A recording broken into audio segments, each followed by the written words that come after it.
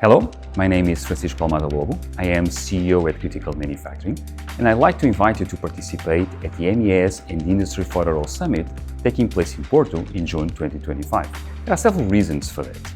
First and foremost, because there's nothing like learning from your peers, learning what manufacturers are doing in terms of trying to achieve the Industry 4.0 vision, in terms of what they're doing in their digital transformation process, and especially what they're doing in terms of applying technologies such as manufacturing execution systems, IoT solutions, or data analytics.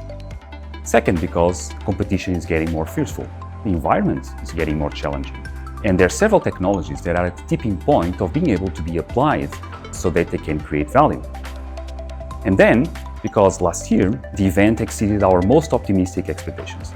We had more than 500 people attending between manufacturers, system integrators, analysts, all of them sharing their experiences and learning with each other towards achieving this Industry 4.0 vision. And on top of all of that, the event will take place in the beautiful city of Porto, with its people, wine, beautiful architecture, in a site that has been considered UNESCO heritage since 1996.